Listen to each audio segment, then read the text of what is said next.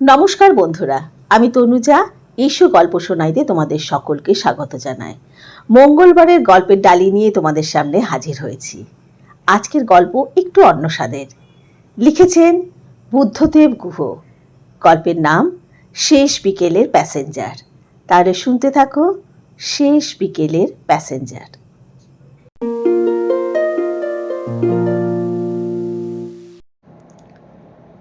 চৌপান প্যাসেঞ্জারের গতি কমে এলো। জানলা দিয়ে মুখ বাড়িয়ে দেখলাম দূরে ছবির মতো একটা স্টেশন দেখা যাচ্ছে।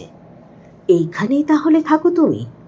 এইখানেই, এই জঙ্গল পাহাড় ঘেরা অখ্যাত জায়গায় তুমি নিজেকে নির্বাসিত করেছো, হারিয়ে গেছো ইচ্ছা করে। একটু আগেই কি একটা স্টেশন পেরিয়ে এলাম। এই স্টেশনের উল্লেখ ছিল তোমার চিঠিতে। মনে পড়ল, আসলে কাল রাত থেকে আমার কিছুই মনে থাকছে না। ট্রেনটি যেই তোমার দিকে মুখ করে চলতে শুরু করেছে, তোমার মুখ ছাড়া, তোমার মুখের শান্তশ্রী ছাড়া কিছুই মনে থাকছে না। কাউকে যে জিজ্ঞেস করব তোমার ঠিকানায় পৌঁছলাম কি না, এমন দ্বিতীয় প্রাণী নেই এই কম্পার্টমেন্টে। ট্রেনটা আর একটু এগোতেই নামটা পড়া গেল স্টেশনের। এখানেই আমার সেই তুমি থাকো, যাকে 1 বছর আমি দেখিনি। আজ তোমাকে 4 ঘন্টা চোখের দেখা দেখবার জন্যে 13 ঘন্টা ট্রেন জার্নি করে আমি এসেছি। আবার 13 ঘন্টা ট্রেন জার্নি করে আজই ফিরে যাব। আজই ফিরে যাব শুনে তুমি বলবে, এলে কেন? কি লাভ এমন করে এসে? উত্তরে কি বলবো তা আমিও ভেবে রেখেছি।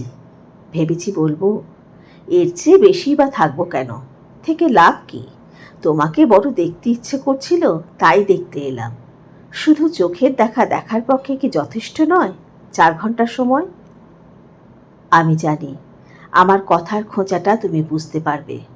তারপর মুখ নিচু করে বলবে, যা ভালো মনে করো তাই করবে। তোমার উপর আমার তো কোনো জোর নেই।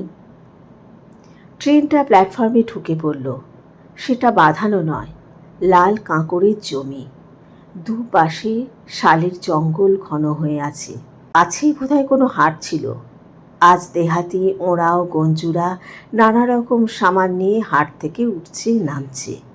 প্ল্যাটফর্মের এক কোণে একটা চায়ের দোকান, চা ও গরম সিঙাড়া বিক্রি হচ্ছে। ট্রেনটা থামার আগেই স্টেশনের এই মাথা থেকে ও মাথা চোখ বুলিয়ে নিলাম। কোথাওই তোমাকে দেখা গেল না। স্টেশন মাস্টার, চেকার বাবুরা, কালো কালো সরল মুখ, দেহাতি লোকজনের মুখগুলো আমার চোখের মনির লেন্সে ধরা পড়েই ফেড আউট করে গেল। কারো ছবি চোখে লেগে থাকলো না। ফিসফিস করে বৃষ্টি কথা বলছে। ঝোলাটা কাঁধে ফেলে নেমে পড়লাম। নেমে পড়তেই দেখলাম সেই চায়ের দোকানের ভিতরের কাঠের বেঞ্চ থেকে উঠে ছাতা খুলে তুমি আমার দিকে এগিয়ে আসতে লাগলে।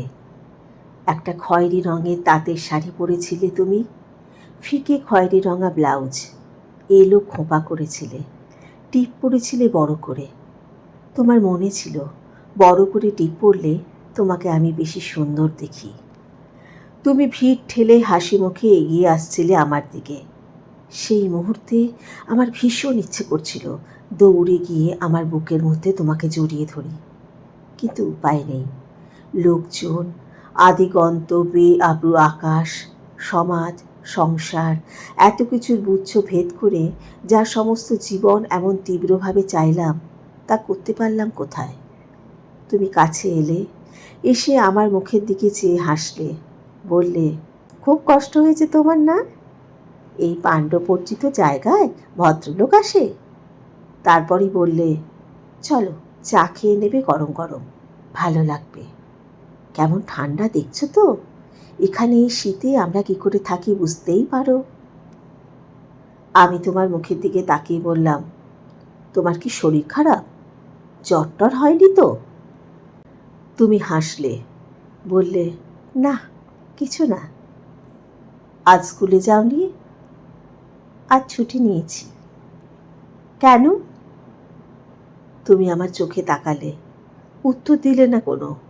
তোমাকে হঠাৎ দেখে মনে হলো তুমি ভীষণ লাজুক হয়ে গেছো, আমার সঙ্গে প্রথম আলাপের সময় যেমন ছিলে। চা খাওয়ার পর স্টেশনের বাইরে এসে দাঁড়ালাম আমরা। বাইরেটা ততক্ষণে ফাঁকা হয়ে গেছে। কোনো ট্যাক্সি বা সাইকেল রিক্সা কিছুই নেই। আমি বললাম, তোমার কোয়ার্টার কি কাছে? তুমি বললে, তা প্রায় মাইল 1.5 হবে। চলো শর্টকাট দিয়ে যাই, পথটা তোমার ভালো লাগবে। তারপর বললে, জানো, কোনো রকম কনফিডেন্স নেই, পা ছাড়া। নিজেদের পা ছাড়া যাদের দাঁড়াবার আর কোনো উপায় নেই, শুধু তাদের জন্যই এই জায়গা। ছোট পোস্ট অফিসের পাশ দিয়ে মাঠ পেরিয়ে, বড় বটগাছের তলা দিয়ে, কতগুলো ছোট ছোট দোকান পেরিয়ে আমরা একেবারে নির্জনতার মধ্যে এসে পড়লাম। জায়গাটা একটা মালভূমির মতো। চতুর্দিকে পাহাড় দেখা যাচ্ছে, পুরনো মহুয়া গাছ এখানে ওখানে, ছাড়া ছাড়া শাল সেগুন, কাছে দূরে সবুজের আড়ালে আবডালে লাল টালির ছাদওয়ালা বড় ছোট বাংলো। দেখতে দেখতে পথটা ঢালু হয়ে একটা পাহাড়ি ঝর্ণার দিকে গড়িয়ে গেছে। শুধলাম, ঝর্ণাটা পেরোতে হবে বুঝি? জল নেই? তুমি বললে, জল আছে, হাঁটু জল, স্রোতও আছে। ঝর্ণার কাছে এসে তুমি বললে, তুমি আগে যাও, তোমার পিছনে আমি যাচ্ছি। আমি এগিয়ে গেলাম, তুমি প্রায় আমার পিছনে পিছনে আসতে লাগলে। ঝর্ণাটার মাঝ বরাবর এসেছি। হঠাৎ তুমি উফ বলে আমার পাঞ্জাবির কোনাটা চেপে ধরলে। এতক্ষণ নিশ্চয়ই তোমার শাড়ি হাঁটুর উপরে তুলে নদী বেরোচ্ছিলে। আমাকে জড়িয়ে ধরতেই শাড়ি জলে ভিজে গেল। তুমি আমার বাহুতে ভর দিয়ে দাঁড়িয়ে রইলে। তোমার গা লাগতেই মনে হলো গা পুড়ে যাচ্ছে জ্বরে। কপালে হাত দিয়ে দেখি প্রচণ্ড জ্বর। কি করব ভেবে পেলাম না, কি বলবো তাও নয়। বললাম, তোমাকে কোলে করে পার করে দিই। অত জ্বরের মধ্যেও তুমি তেমনি হাসলে, দুষ্টু দুষ্টু হাসি, যেমন চিরদিন হাসো। বললে, মোটেই না, অত দরদে কাজ নেই। তাহলে আমার হাত ধরো। না, হাত ধরবো না। ধরবই যদি তো এমনিই ধরবো, পাড়ে উঠে ধরবো। আমি বললাম, কেন? তুমি বললে, তোমার হাত ধরে যখন কোনো নদী পার হইনি, আজ আর তার দরকার নেই, আমি নিজেই পার হতে পারবো। মাথাটা ঘুরে গেছিল তাই। আমি তোমাকে জানি, তাই কথাটা বলে আবার এগিয়ে গিয়ে পাড়ের পাথরে বসলাম। তুমি এসে আমার পাশের পাথরে বসলে। আমি রাগের গলায় বললাম, এত জ্বর নিয়ে কেউ এই বৃষ্টিতে এতখানি পথ হেঁটে আসে? তুমি কি রকম লোক বলো তো? লোক তো আমি ভালো নয়, তা তো তুমি জানোই, কিন্তু আমি না এলে কি তোমাকে চিনতো? আমি ছাড়া তোমাকে কেউ কি চেনে, না চিনেছে কখনো? চমকে উঠে তোমার মুখের দিকে চাইলাম। তুমি থুতনির ওপর মুখ রেখে 2 হাত পা ছড়িয়ে বসেছিলে। তোমার হাঁটুর উপর হাত রাখলাম আমি। তুমি কথা বললে না, চুপ করে নদীর দিকে চেয়ে রইলে। একটু পরে বললাম, উঠবে না? তাড়াতাড়ি চলো, তোমার এক্ষুনি শুয়ে পড়া দরকার। ডাক্তার দেখিয়েছ? এখানে ডাক্তার নেই, এখান থেকে 20 মাইল দূরে রুবিয়া, সেখানে আছে। অ্যানাসিন খেয়েছি, বাড়ি গিয়ে আবার খাবো, ঠিক হয়ে যাবে। আমি অধৈর্য গলায় বললাম, কম করে 3-4 জ্বর, গা পুড়ে যাচ্ছে, আর কি ছেলে মানুষই করছো তুমি? বাড়ি চলো, আমি এক্ষুনি ডাক্তার আনছি। ও হাসল, বলল, সত্যিই নেই, কি করে আনবে? আজ থেকে কাল ভোরের বাসে গেলে সেখান থেকে ট্যাক্সি করে আনতে পারবে। সে অনেক সময় ও খরচের ব্যাপার, আমার অত সামর্থ্য নেই। তারপর একটু চুপ করে থেকে বলল, এখানে তুমি আমারই মতো অসহায়। গাড়ি, টেলিফোন, দাসদাসী, ড্রাইভার, এখানে তোমার কিছুই নেই। তোমার পার্সের নোটগুলোর এখানে কোনোই মূল্য নেই। মূল্য নেই তোমার যশের, তোমার প্রতিপত্তির। এখানে তুমি আর আমি সমান। একদিক দিয়ে ভালোই, আমার জন্যে কিছু করে পৃথিবীর কাছে তোমার লজ্জা পাবার ভয় নেই।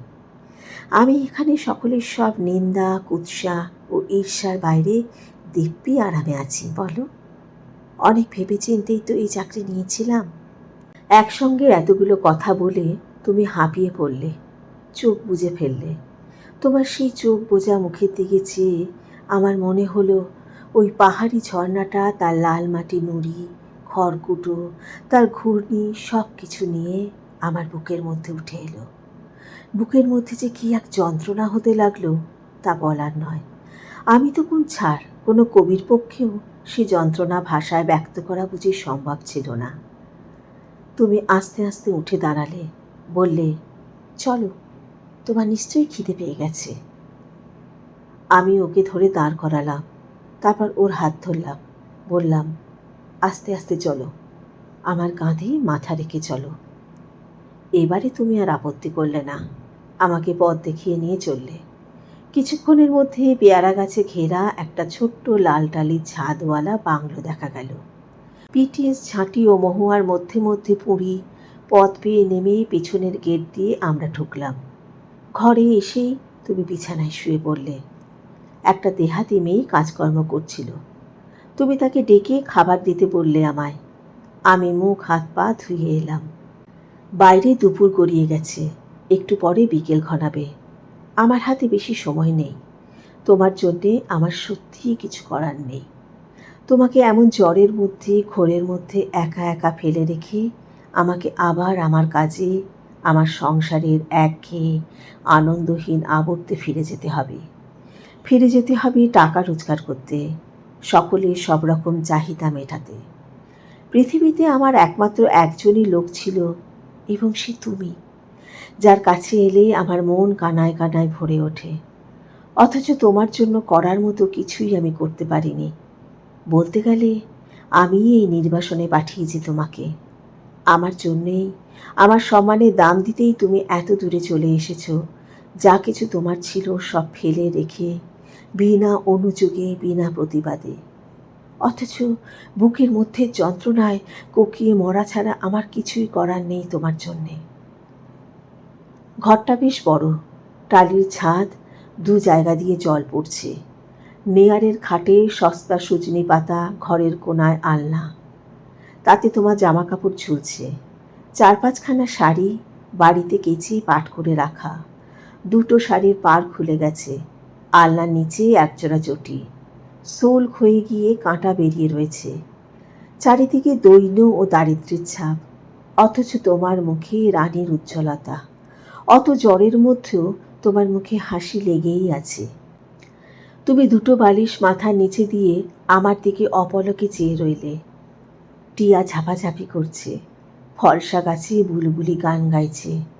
ঘরের বাইরে সমস্ত আলো আনন্দ প্রায়ন্ধাকার, ঘরের ভিতরে তোমার রোগগ্রস্ত মুখে লেগে রয়েছে। অনেকক্ষণ পর তুমি বললে, বাড়িতে সবাই ভালো আছে? তোমার স্ত্রী, তোমার ছেলেরা? তোমার ছোট ছেলে কার মতো দেখতে হয়েছে? আমি চুপ করে রইলাম। বড় লজ্জা করতে লাগলো আমার। মুখ নিচু করে বললাম, ভালো আছে, সবাই ভালো আছে। এমন সময় কাজের মেয়েটি মেঝে পরিষ্কার করে একটা কাঁথা পেতে খাওয়ার জায়গা করে দিল। তুমি হঠাৎ বললে, দাড়ি কামালে না কেন? কতদিন পর তোমাকে দেখলাম, এরকম করে দেখতে ভালো লাগে না। আমি হাসলাম। তোমার কোলের উপর রাখা হাতটা আমার হাতে নিলাম। তুমি অন্যদিকে মুখ ফিরিয়ে নিলে। দেখলাম তোমার চোখে জল টলটল করছে। তোমার কি করে মনে থাকে জানি না, আমি যা যা খেতে ভালোবাসি সবই রান্না করেছিলে। তুমি শুয়ে শুয়ে বলতে লাগলে, এটা আর একটু খাও, ওটা আর একটু নাও। বললে, ভালো করে খাও লক্ষ্মীটি, তোমার জন্যে জ্বর গায়ে রান্না করেছি, আমার অনেক কষ্টের দাম দিও। খাওয়া থামিয়ে মুখ তুলে বললাম, তোমার কোন কষ্টের দামই বা দিতে পারলাম বলো? এই জীবনে শুধু তো নিলামই তোমার কাছ থেকে, বদলে কিছুই তো দিলাম না। তুমি বললে, ওসব কথা থাক, ভালো করে খাও। কি ভালো যে লাগছে আমার, তুমি আমার পর্ণকুটিরে এসেছো, আমার চোখের সামনে বসে খাচ্ছ। বিশ্বাস করো, ভালো লাগায় আমি মরে যাচ্ছি। খাওয়া শেষ করে উঠে তোমার বিছানায়, তোমার পাশে বসলাম। লক্ষ্মী তোমাকে লেবু মিশিয়ে বার্লি এনে দিল। তুমি বার্লিটা শেষ করে আমার মুখের দিকে তাকিয়ে হঠাৎ বললে, এই, আমার কাছে এসো। ওরকম মুখ করে বসে আছো কেন? এসো, আমার কাছে এসো। তুমি দু হাতে আমার চুল এলোমেলো করে দিলে, দু হাতে আমার মুখ ধরলে, আমার চোখের মধ্যে কি যেন খুঁজতে লাগলে। তারপর ঘরের কোণায় তোমার পড়াশোনার টেবিলের দিকে আঙুল দিয়ে দেখিয়ে বললে, ওই ড্রয়ারে একটা জিনিস আছে, একটু নিয়ে আসবে? ড্রয়ারটা খুলে দেখলাম আমার একটা পুরনো দিনের ছবি। তুমি বললে, এখানে আনো না। ছবিটা তোমার হাতে দিলাম। তুমি ছবিটা হাতে নিয়ে বললে, তুমি শুধু আমার ছেঁড়া শাড়ি আর আমার অভাবটাই দেখলে, তুমি কোনোদিনও আমার সুখটা দেখলে না। তারপর একটু থেমে বললে, মনে পড়ে একদিন তুমি বলেছিলে আমি তোমার রানী? আমি উত্তরে বলেছিলাম, ছাই, তোমার পেতনি। কিন্তু আজ আমার সমস্ত দুঃখের মধ্যে আমার মতো করে কেউ জানে না যে সত্যিই আমি রানী। আমার রাজাকে আমি রোজ দেখতে পাই না, কাছে পাই না, এইটুকুই যা দুঃখ। তা বলে আমার এই পাওয়া তো মিথ্যে নয়, আমার এই সাম্রাজ্য তো হেলাফেলার নয়। এই পাওয়াকে মিথ্যে করে দেয়া এমন কোনো শক্তি নেই পৃথিবীতে। দেখতে দেখতে যাবার সময় হলো। আমি উঠলাম। তুমি বাইরের দরজা অবধি এলে, এসে দরজা ধরে দাঁড়িয়ে রইলে। সিঁড়ি দিয়ে নেমে এলাম আমি মুখ নিচু করে। তুমি পেছন থেকে ডাকলে, বললে, শোনো, আমার দিকে তাকাও, হাসো একটু। বললে, যাবার সময় অমন করে যেতে হয় না। আমি একটু দাঁড়ালাম, কলের পুতুলের মতো হাসলাম। তারপর সেই ব্রিটিশ ও ঝাঁটি জঙ্গল পেরিয়ে স্টেশনের দিকে যেতে লাগলাম। তখন সন্ধে হব হব। শেষ বিকেলের হলুদ আলো প্রদোষের মাঠ প্রান্তরকে কি এক ব্যথাতুর রঙে রাঙিয়ে দিয়েছিল। চারিদিক থেকে তিতিরের কান্না আমার সমস্ত চেতনাকে আচ্ছন্ন করে ফেলল। ট্রেন এসে গেছিল, ছোলা কাঁধে উঠে পড়লাম। ঘণ্টা বাজলো গাড়ির, ঘণ্টা বাজলো আমার মাথার মধ্যে, আমার বুকের মধ্যে শেষ বিকেলের প্যাসেঞ্জার। দিনের শেষ আলোয় জ্যোতি ও গতির মধ্যবর্তী স্বপ্নলোকে ঘণ্টার শব্দের অনুরণনের মধ্যে এক নিরুদ্দেশ গন্তব্যের উদ্দেশ্যে স্থির হয়ে দাঁড়িয়ে রইল। সেই সুন্দর সন্ধ্যার সমস্ত আলো, শব্দ, গন্ধ বেরিয়ে এসে আমার মন যেন এক দুর্গের সানন্দকার ঘরে একজন রোগিণীর আশ্চর্য চোখে চেয়ে রইল অনিমিকে। ট্রেনটা ছেড়ে দিল, তারপর গতি বাড়ালো ধীরে ধীরে। জানলা দিয়ে বাইরে চেয়ে একা বসে আমি ভাবছিলাম, আমার সমস্ত প্রাপ্তির মধ্যেও আমি কি কত অসহায়। পেছন ফিরে যাওয়ার জোরটুকু পর্যন্ত আমার নেই। শেষ বিকেলের প্যাসেঞ্জার দুলতে দুলতে চলতে লাগলো ঝিকিমিক করে, আর একটা অদৃশ্য দিকে দিকে আগুন ক্রমশই গনগনে হয়ে উঠতে লাগলো আমার বুকের মধ্যে। চৌপান প্যাসেঞ্জার ট্রেন, স্টেশন এবং সেখানকার মেঠো পরিবেশের বর্ণনা গল্পটিকে একটা আলাদা নস্টালজিক মাত্রা দেয়। এই গল্পে লেখকের লেখনের হাত ধরেই রোমান্সের সর্বোচ্চ পর্যায়ে পৌঁছানো সম্ভব, যার আস্বাদ মনের গহীন কোণে দাগ কেটে যাওয়ার মতো। এতক্ষণ ধরে আমার গল্প পাঠ শোনার জন্য আন্তরিক ধন্যবাদ জানাই তোমাদের। কেমন লাগলো আজকের গল্প? যদি আমার গল্প পাঠ ভালো লেগে থাকে তাহলে আমার চ্যানেলটিকে সাবস্ক্রাইব করে লাইক করে পাশে থাকা বেল আইকনটি ক্লিক করে দিও। তাহলে যখনই আমি নতুন গল্প দেব তোমাদের কাছে নোটিফিকেশন পৌঁছে যাবে। আজকের মতো বিদায়। আবার সামনের মঙ্গলবার নতুন কোনো গল্প নিয়ে তোমাদের সামনে হাজির হব। তোমরা খুব ভালো থেকো, আনন্দে থেকো, সুস্থ থেকো।